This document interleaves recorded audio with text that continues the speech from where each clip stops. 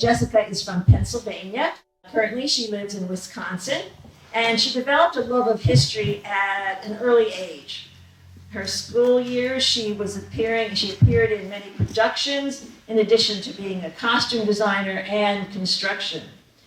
Deciding to forego scholarships in the theater arts, Jessica went on to study psychology and received a degree and worked as a researcher and lecturer.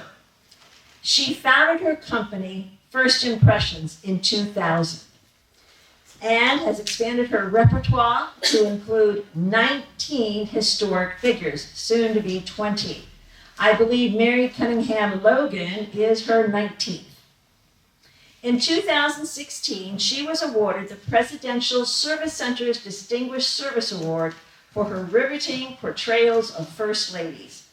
While she has appeared before a wide range of audiences, including appearances at the National Churchill Museum, the Lincoln Boyhood Home National Site, and Valley Forge, Jessica is fond of performing for senior groups and communities. She often reminds her audiences that everyone has a history and encourages them to record their own life stories. History is not a litany of which general died under which tree. It is a story and life experiences of real human life. Now, may I present Jessica Michna as Mary Cunningham Logan.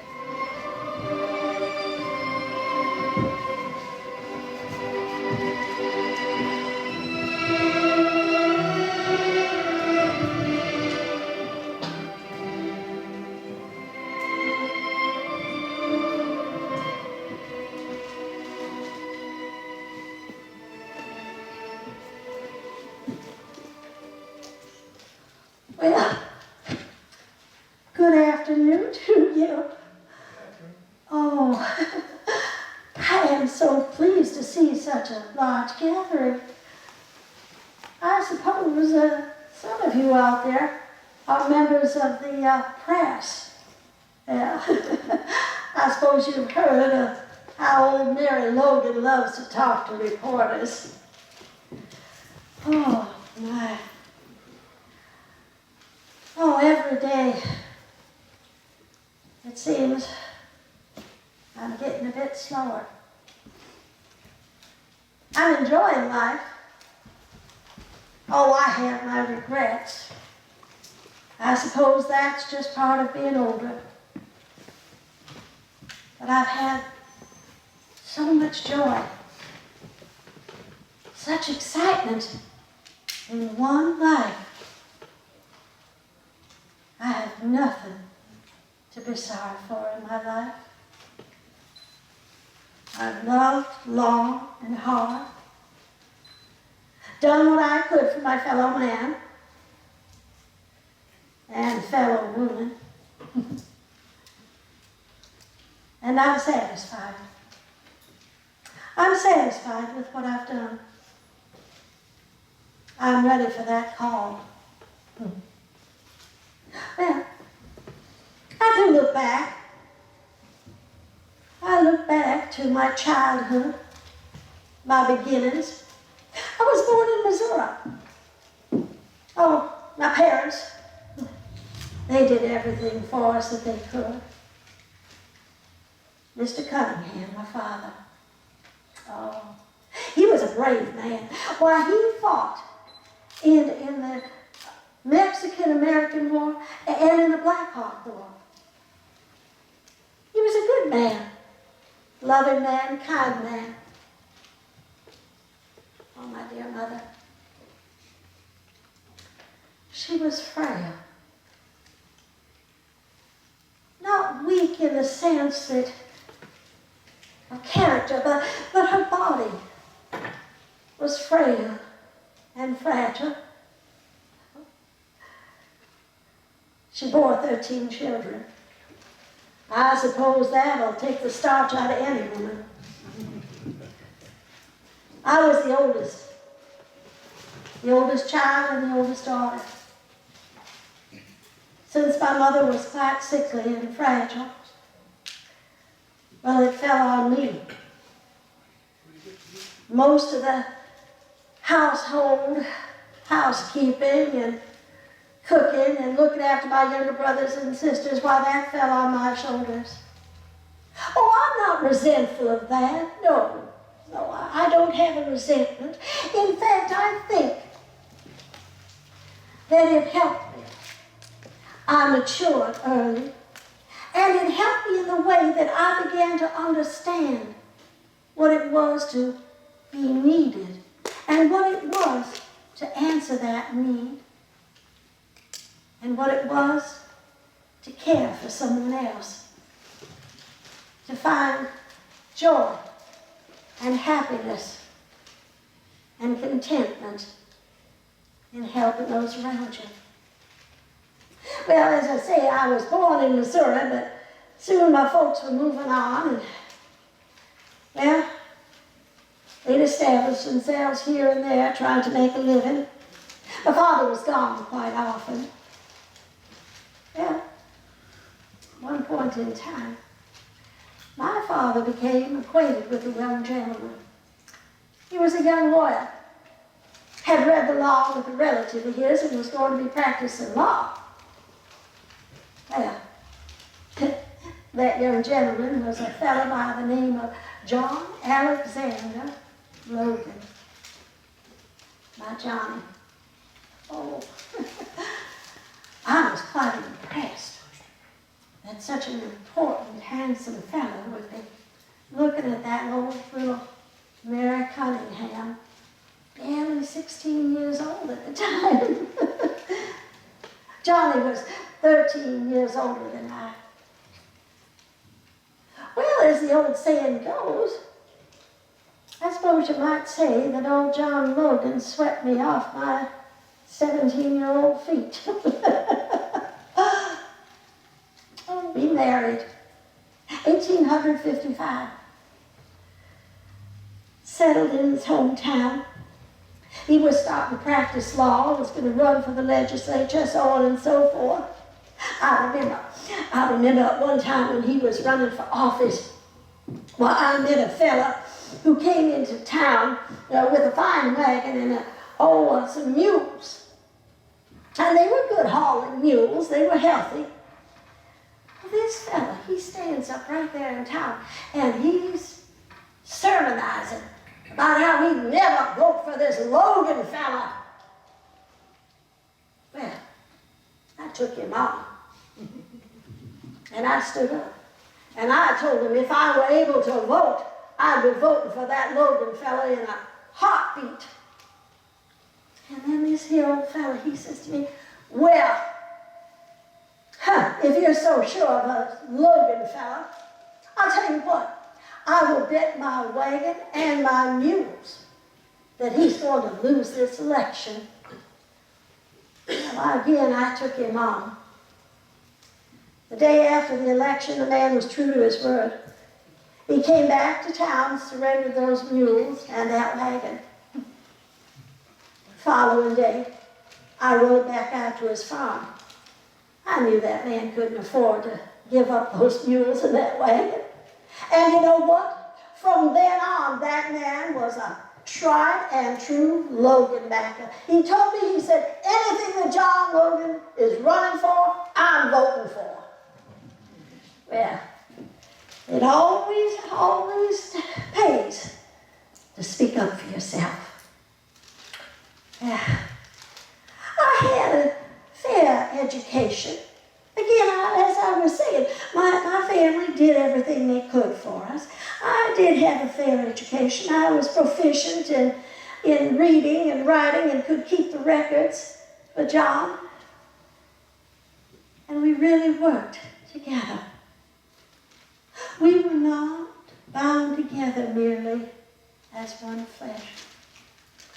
We were one spirit, one goal, one mind. There were times when I had to pull John back here and there. Sometimes he had that quick black Irish temper. He'd get riled up and say things he'd later been very sorry for. But all in all,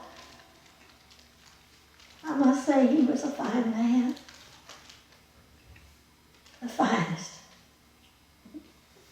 He was always called a blackjack or blackie because of his dark complexion,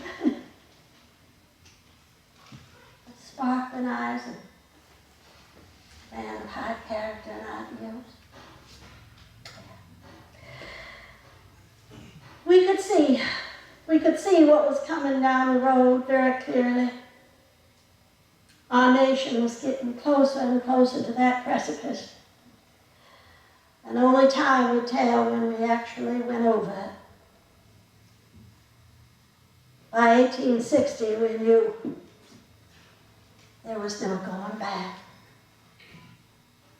Mr. Lincoln was barely elected, and the southern states began their secession. And so would begin what in some folks' eyes would be the war of northern aggression. It was a war, all right. The worst, most evil wars that man has constructed in his mind, that of one brother and father against another, a country torn to shreds. John was faithful to his word.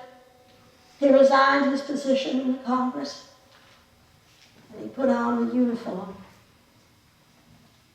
of the Union. You see, prior to that, my John, why, he'd been a dyed-in-the-wool, you might say, Democrat, a great admirer of Mr.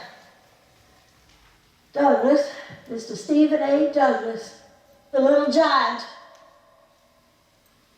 But what John could not bring himself to believe was that slavery would play itself out. That there would be a time when things would change to such a point that it wouldn't be profitable. He couldn't believe that that would happen, first of all, and he could not understand why a person would have to wait to be freed from slavery, from that great inhumanity, the greatest of inhumanities. No, John, he joined up with those Republicans. Now, these Republicans, they got themselves started up in Wisconsin up there, a place called Ripon. And John agreed with them, and he agreed with Mr. Lincoln. He knew that Mr. Lincoln could not just by force of will hold this nation together. He understood that. And he understood the bloodbath that would follow. The pain and the suffering. I remember so very clearly when I received word that John had been grievously wounded. He was at Fort Donelson in Tennessee. I rushed to his side to care for him. Oh, I feared so greatly that his life would be ended there. But he healed. He would come back to me. I recall so many women that I saw along the way, how they had come forth with such resignation, such devotion, that they would heal this country, heal it in the way that they would care for those soldiers. I remember meeting on one occasion a woman who hailed out of Galesburg, Illinois. She was a matronly little woman, a midwife by training. Mary Ann Bickerdike, as I recall, was her name. A gentle soul. But how that woman had such devotion to those poor, wounded, sick soldiers, carrying them from the battlefield healing their wounds, nursing them back to health, making sure they had clothing and proper food, not merely that trash, that garbage that these war profiteers would be selling to the army, rancid meat and unedible food. No, Mrs. Bickerdike, she would make sure these boys had the best that she could find. Mary Livermore, Clara Barton, they followed in the footsteps of that dear woman in England, Florence Nightingale was her name, tended those boys in the Crimea. And these American ladies, they stepped forth to heal, to keep these soldiers alive. I recall hearing of another dear woman who experienced such sadness, such pain in her life by the name of Mrs. Harvey. I recall meeting her in Chicago, Illinois. I had gone there. There was a sanitary fair there that was being held by the sanitary district there, the Western Sanitary District. And Mrs. Harvey there, why, she had become very good friends with a lady up there in Chicago by the name of Mrs. Elijah Cook. And Mrs. Cook, her husband was a very wealthy banker there in Chicago. And she had convinced her husband to pay the cost of these fairs that were held for the soldiers' benefit. And I spoke briefly with Mrs. Harvey. She said she was so proud to meet me, that she had heard so much about the compassion and the bravery of General Logan, heard about how he cared for his soldiers. And Mrs. Harvey, why, this dear lady,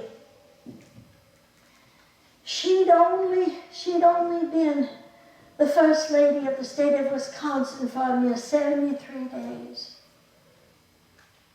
It broke my heart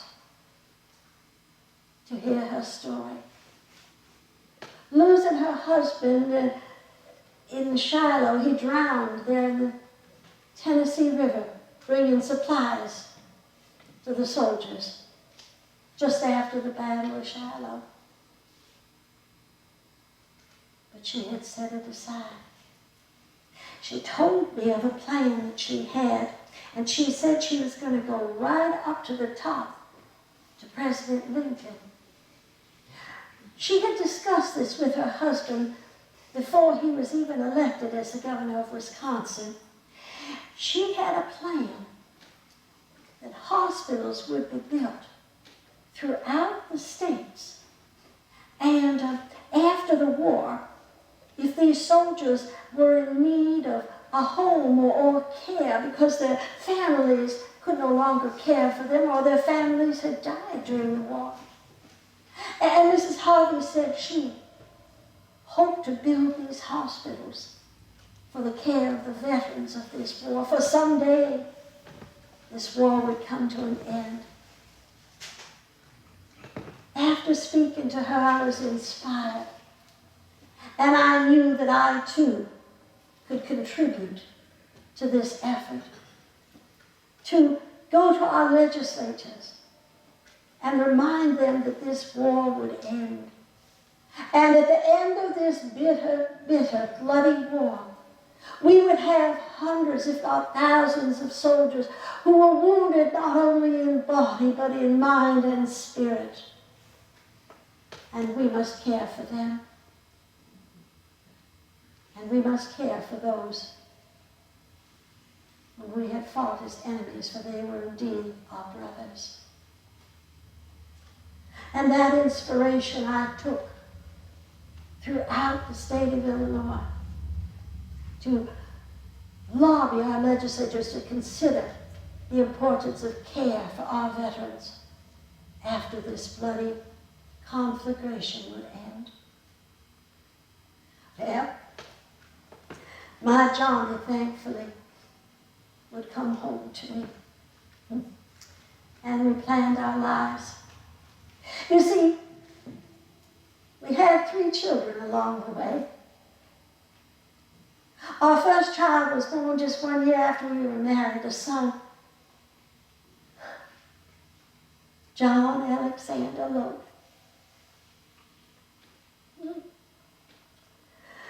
Our poor little one did not thrive. He died very early on. I reminded myself in that torturous time that grief was overwhelming for me, but I reminded myself, Mary, you're very young. You're scarcely 18 years old. There will be plenty of time to have another child. You can never replace one child with another. The loss of that first child will always be that ache in your heart, that little tick in the back of your head that tells you, what if? What if my boy was 8 years old now? What if my boy was 12? What if my boy was a grown man? It forever stays, always to remind you of the loss. And of course, our sweet daughter, Mary. And so we had completed our lives. John came back, and first the congressional seat, and then he would approach the Senate. He would become a United States Senator. I pretty much planted both my feet in Washington. Oh, Washington City. What a place. Not fit for man or beast, much less women. But there we were, part of the society of Washington. We were able to purchase a lovely house there called Calumet Place along the way, and we entertained. There are sometimes I do look back at all the folks I had met along the way. I distinctly remember the wedding of Mary Grant. Oh my, I don't think the Queen of Sheba ever had such a showing for her wedding. Oh, Mrs. Grant, yes, she was a very prideful lady. Why, she pulled out every stop, flowers were brought all the way from conservatories down in Florida. Thousands and thousands of flowers decorated the president's house. The wedding cake was stories high. I think a whole bevy of mice could have dined for years on that cake. It was indeed the most lavish wedding I'd ever attended. One had to prepare yourself when you sat down to Mrs. Grant's table. On this particular occasion, there were 12 distinct elements to the meal, beginning with some sort of contrived hors d'oeuvres, I believe she called them, and then it just kept coming, and each setting in front of you was placed something totally new. Took a total of 6 hours. Oh, that was one of the most lavish celebrations I've ever seen.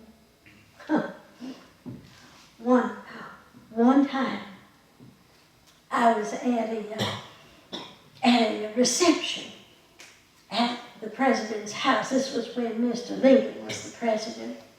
But I was there, and Mrs. Grant was there. Now, I don't know if you've heard this gossip, and I'll be more than happy to repeat it to you. Mrs. Lincoln and Mrs. Grant were not congenial to one another. Well, this night, we had Mrs. Grant in one corner, we had Mrs. Lincoln in another. Now that in itself will put fear into any man's heart. But a third corner is Kate Chase. Now, she was the daughter of Salmon P. Chase. He was the Secretary of the Treasury. Well, old Miss Chase, she was a powerhouse. And you see, she was angry because Mrs. Lincoln had put on this levy unbeknownst to Kate, so Kate couldn't get her invitations out ahead of time. Well, we've got the three corners. Well, I could occupy the fourth corner, but I stood by. I was not going to get in the midst of that catfight.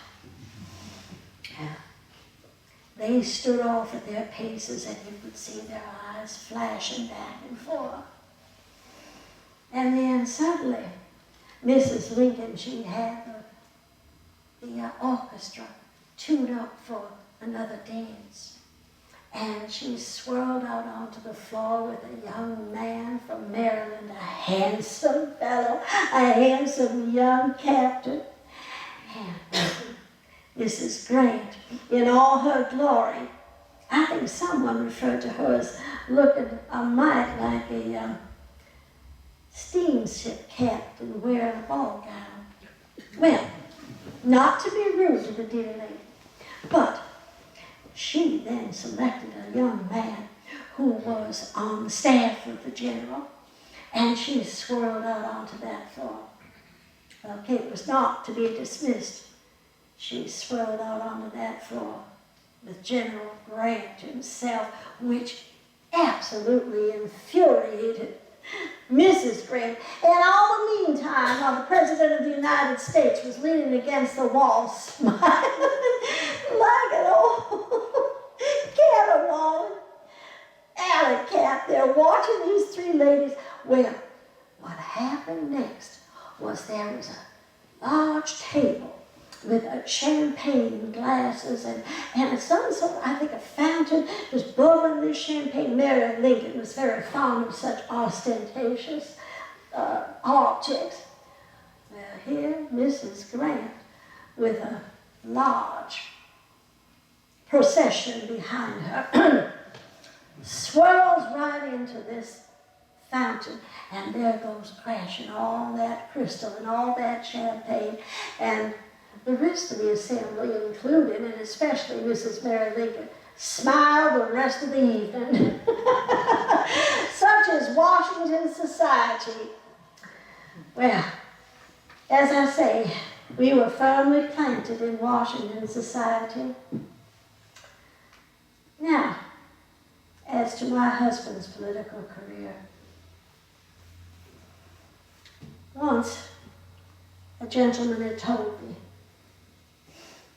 "You know, Mrs. Logan, if you were to run for any office, I'd vote for you right away." Well, I knew that wasn't possible at that time,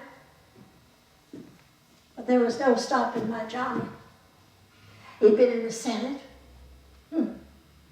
No reason he couldn't occupy that president's house. We were going to have to wait. Going back a little further, and that war ended. Oh, that is a time, in many ways, I wish I could erase it from my memory. We had such glory, such hope for the future. The war had ended. We would bring together our nation, sew up that torn fabric, put it together, come back united under one flag, one government. And Mr. Lincoln was lost to us. Oh, Mr. Johnson, he was a man of dubious character. But no one ever expected that he would be President of the United States. He was ill-equipped, incompetent, a drunkard, and we endured. The General Grant was elected, and we endured scandal. but he was a competent, good man at heart. And we would wait for the opportunity. And we would wait. I cannot fathom at times that I look back and I have lived through the assassination of 3 presidents of the United States. I cannot even understand how a nation founded on good Christian principles could raise up men who would think the solution to every problem was to raise a gun and to kill the President of the United States. I cannot believe at times that I have seen it 3 times in my life. And that was what I feared most. I had the ambition, I had the courage to put General John Logan into that house. Not for myself, but for the fact that he was capable, honorable, and able to become the President of the United States. And I would wait. But always in the back of my mind, there was that itch, that thought, what if someone raises up a hand against him? Could I endure? Could I endure living with that fear? His time would indeed come. Election came along, 1884. The convention, they hemmed and hawed as to the nominations, had several men on that list, among them Mr. Robert Lincoln. Everyone knew that Mr. Lincoln would turn the nomination down, but they kept asking him anyway. And there was Mr. John Logan on that list. But the committee would settle on James Blaine of Maine. He was a slimy character. He did not belong in the presidential house. But John was given a position on the ticket as the vice president. That was one night that I had to restrain him. He was going to run to the committee and swear that he would never run with Blaine, that he would not be the second in command, the man who was waiting in the wings. He was ready. He was ready to fly into the situation and begin screaming and shouting that he deserved it, that he had put forth his life during that war.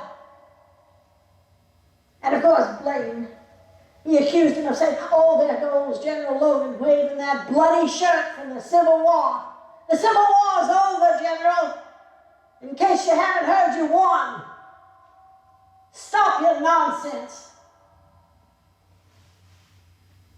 I was able to ease John, to calm him and remind him that perhaps indeed, when Blaine's term was done, that he might run for the presidency. The election was so close. It was so very close between Blaine and Cleveland. Cleveland had had his difficulties. The claims that he had fathered an illegitimate child as a young man. The questions as to why he continued his bachelorhood. Questions of his behavior when he was the governor of the state of New York, when he was the attorney general there in New York. But the electors, they saw beyond that. John wanted so much. He wanted Blaine to question the results of that election. Blaine declined.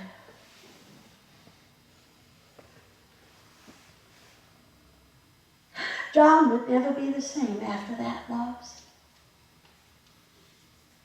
It seemed that he saw no future on the horizon. Oh, he was content in so many ways. I reminded him constantly of his accomplishments. He was the one who came forth. He was the one who lobbied so hard that we have a special day, a day of commemoration of those who had given that last full measure of devotion, that we might have an official day to decorate their graves with wreaths and flags and flowers, to remember the precious life, the precious blood they had shed, to preserve the sacred union. I told him he will always be remembered for that. He will always be remembered in the hearts of the nation. He was a good man. He was the one. He stood up in the Senate and he put forth that bill that Mary Lincoln, that poor, broken widow, might receive a pension from the government. Even the lowliest private's family would receive something. But John Logan was the one who introduced that bill, that she might receive a rightful pension for having given her husband up to be murdered by a cruel assassin. He was indeed a good man. We had traveled here and there. We had been to a parade, Indianapolis it was. It was cold, rainy. He caught a chill. Was taken to his bed. By the day of December 26th, the day after Christmas,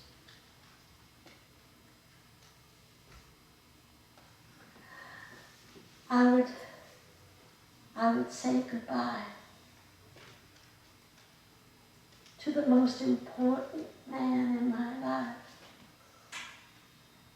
The love I had shared with him, the kindness that I had felt from him, the oneness of spirit and mind and body that we had shared for those many years were now put to rest. His life had been spared at Fort Donelson, but there came that time when all the praying and all the hope and the well wishes of the world would not save him. He began to fail, I think. In his spirits, they began to sink at the death of General Grant. He had admired and worshipped the man. And John's spirits began to sink. He was gone from us. And I had gone on for my life from that point. I cherished his memory. Reminders of him surround me, including that huge sombrero given to him in Mexico. Oh, everything around me reminds me of Major General John Logan. But I have gone on. I have continued to write newspaper articles and articles for periodicals and books, and campaigning for those who deserve to be ushered into public office.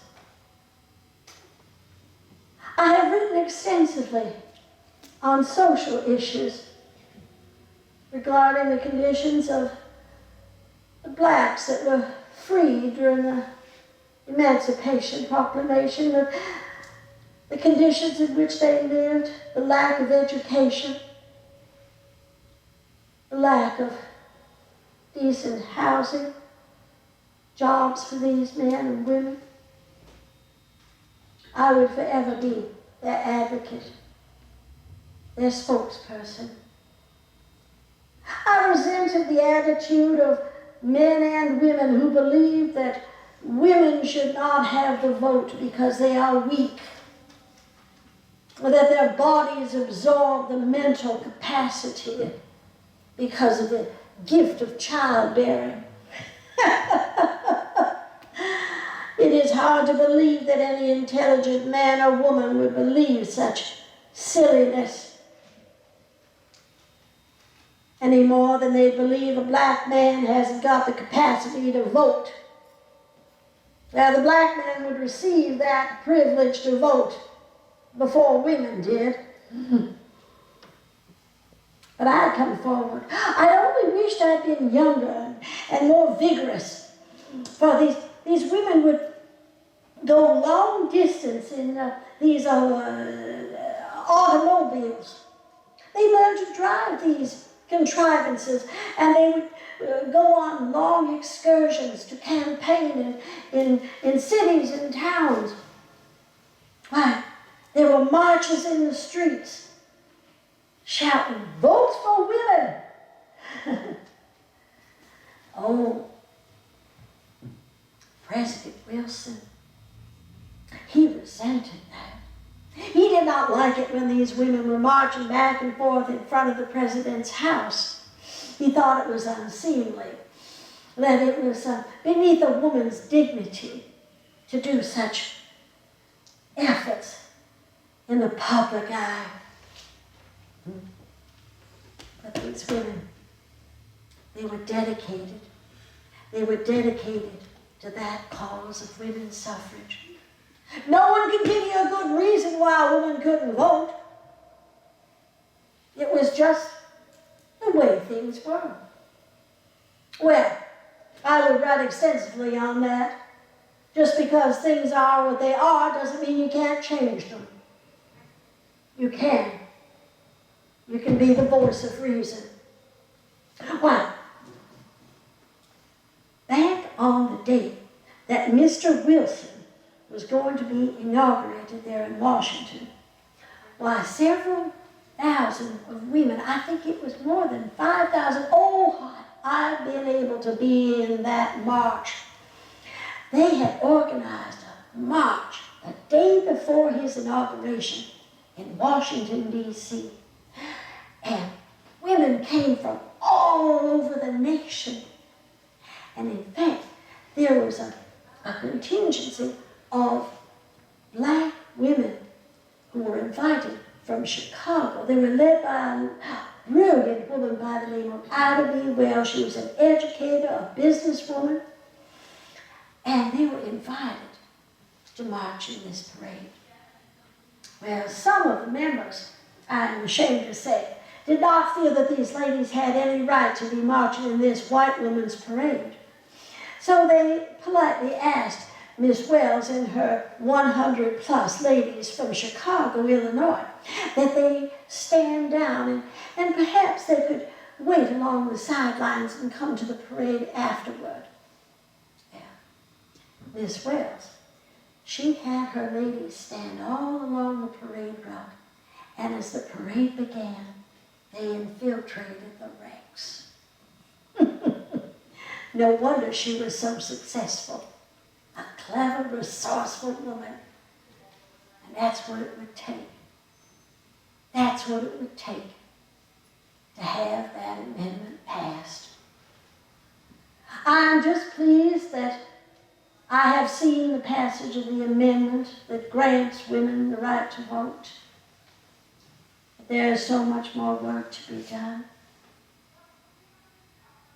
I don't know how much more I can do.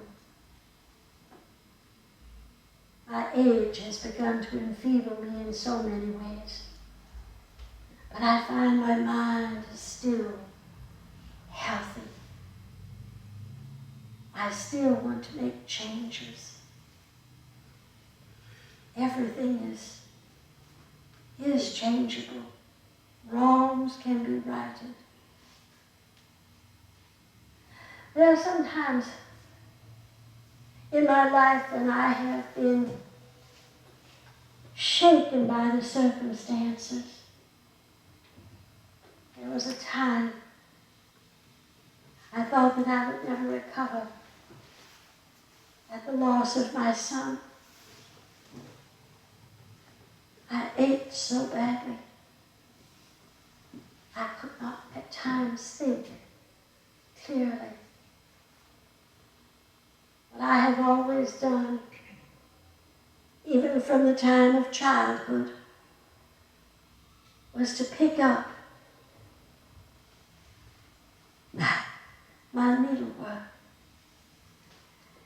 It seems that when I would have my needlework in hand, I could think clearly. I could recall clearly. It calmed me. It satisfied me. It gave me time to plan.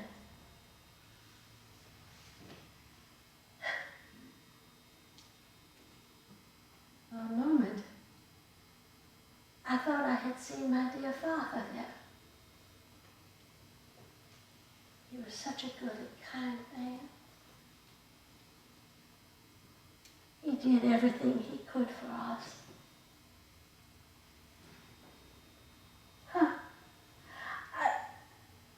I did not think I had any other appointments today. I see for some reason I have written the date in my calendar. The date of February 22nd, 1923. I do not know why I would have written such a date.